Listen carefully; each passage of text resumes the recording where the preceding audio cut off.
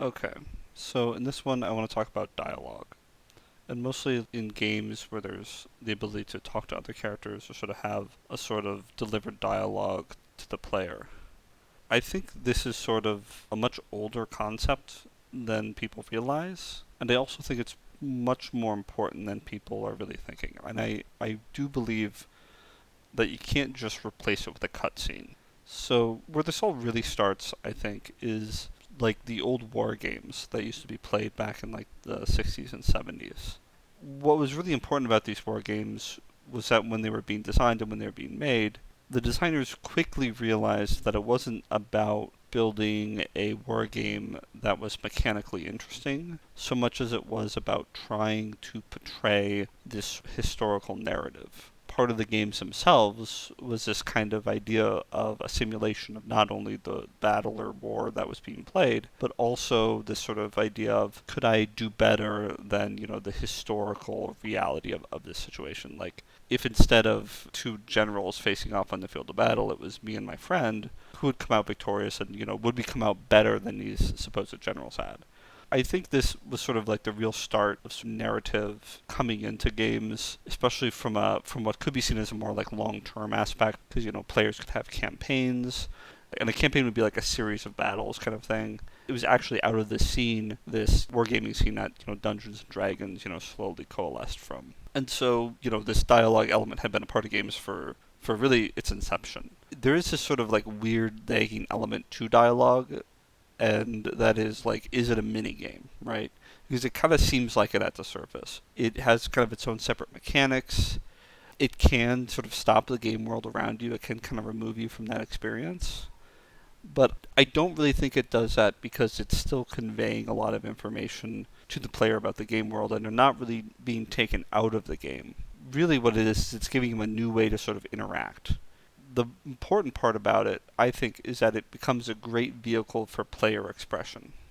There are times in like a dialogue sequence where you might be able to make a choice, but it doesn't really matter what you say. The NPC will say the same thing no matter what. It's actually kind of considered good practice that when you're writing some of these larger dialogues that you sort of know the beats you got to hit in the dialogue, but you don't necessarily let the players drive things too far off course. You may kind of do callbacks and responses to maybe some things the players are saying, or kind of like let them deviate a little bit. You don't want to let the player go totally off the rails. But this all just come back into like this element of like player expression. The player is like expressing what kind of character they think they're playing or what sort of character they're sort of exploring within the confines of your game. And just on top of that, the dialogue systems can add a lot of reactivity to the game. And there's this element of games where whenever you can recognize something the player did, it's almost always a good idea. It's almost like you're trying to, at every moment you possibly can, be like, see, I noticed what you did, to the player. You can just constantly say, like, I noticed what you did, I saw what you're doing over there, like, I'm gonna, make a reaction, to this. And sort of whenever you can do that, it's generally seen as a good thing. In a way, the dialogue just kind of gives you, like, another way of doing that.